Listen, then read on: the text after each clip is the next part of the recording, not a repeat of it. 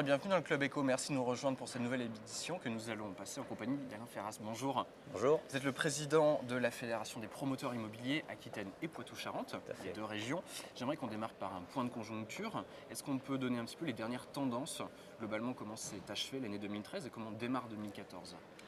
2013 s'est bien achevé. Au niveau français, c'était stationnaire puisque les chiffres de 2013 sont les mêmes que ceux de 2012. On est étal.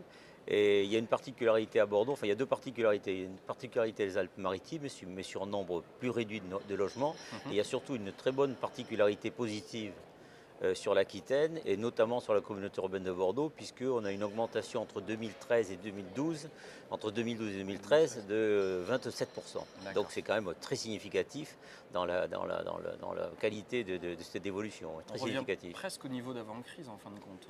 Non, pas tout à fait. Pas tout à fait. On est encore 15% en dessous du niveau, du bon niveau pour nos professions, mais enfin, ça va quand même, ça s'améliore beaucoup par rapport à ce que ça a été il y a 2 ans. Il y a un regain d'optimisme pour les promoteurs? Il y a le sentiment que travailler sur la communauté urbaine de Bordeaux est un bon territoire pour développer son activité. Alors justement, puisqu'on parle des territoires, lesquels sont les plus dynamiques en Aquitaine? C'est évidemment la Cube, puisque par exemple sur la Gironde, 85% du marché c'est la communauté urbaine de Bordeaux. Donc c'est forcément la Cube. Et ensuite, il y a une bonne dynamique aussi sur le sud Aquitaine, puisqu'en gros le sud Aquitaine c'est la moitié de la communauté urbaine de Bordeaux. Il y a 3700 logements réservés en 2013 sur l'Aquitaine et il y en a 1700 sur la Q et 1700 sur le sud Aquitaine, dont l'un plus l'autre font que c'est un territoire excessivement dynamique et c'est le territoire observé en matière immobilier le plus important après Paris aujourd'hui. Donc c'était vraiment une belle région. Ouais. Vous parliez de la Cube tout à l'heure, ce dynamisme il profite à l'ensemble du territoire de la communauté urbaine? Oui. Il n'y a pas de trou dans la raquette en fait. En gros, il y a 4 quarts. Quoi. Il y a un gros quart à Bordeaux, puis c'est 27%, enfin, pour faire simple. Hein. Oui. Il y a un quart à Bordeaux, il y a un quart sur le bassin d'emploi de Mérignac, le Haillan, etc. Il y a un quart sur Bègles, Villeneuve-d'Ornon. Oui. Et il y a un quart sur la rive droite, avec des prix de logement qui sont tout de même pas identiques. Quoi. Il y a des prix pour le logement, c'est un peu moins cher sur la rive droite, et là où c'est le plus cher, c'est à Bordeaux. D'accord, ok. On a parlé de territoires dynamiques, on va parler de ceux qui vont peut-être un petit peu moins bien. Je crois que c'est un peu compliqué du côté d'Arcachon, notamment. D'ailleurs, à Arcachon, il y a eu un phénomène qui s'est produit, c'est qu'il y a eu deux grosses opérations qui ont été abandonnées, donc ça a fait beaucoup de désistements, donc le nombre de logements est allé diminuant.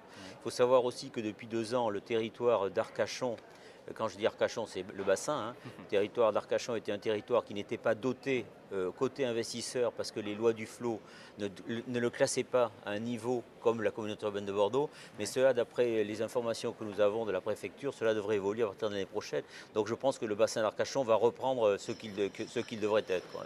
C'est-à-dire un bon développement pour nos activités. Compte tenu du démarrage sur le début de l'année 2014, quelles sont les perspectives pour cette année ?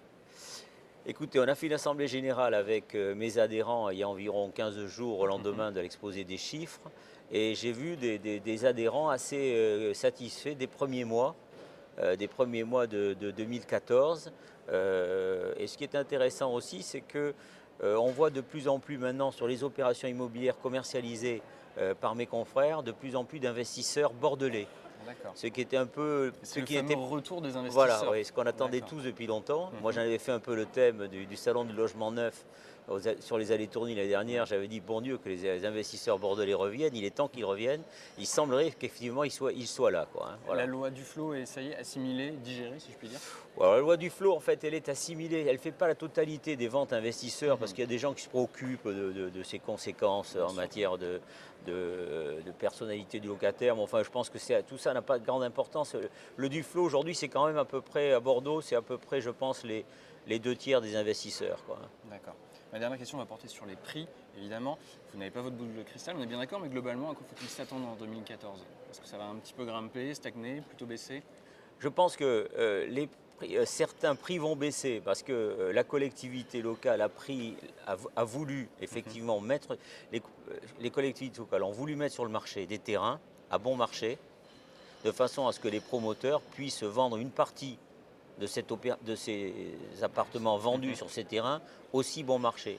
Donc je pense que vous allez arriver à trouver sur le marché peut-être l'année prochaine 500-600 logements qui seront vendus à 2700 € du mètre carré grâce à l'action de la communauté urbaine de Bordeaux à travers les 50 000 et grâce à l'intervention de la ville de Bordeaux sur Brazza. Donc je pense qu'on devrait arriver et Euratlantique va prendre sa part aussi dans ce cadre-là. Donc vous allez voir des logements un peu moins chers grâce au fait que les ménagères mettent sur le marché des terrains bon marché. Mais sur le diffus, les terrains qu'on achète à des particuliers, les prix resteront les mêmes, parce que les prix de construction sont aussi les mêmes. Donc il n'y aura pas de diminution des prix. Et bien, on suit ça de près. Merci beaucoup, Alain Avec Ferras. plaisir, toujours. Merci à vous d'avoir suivi cette émission.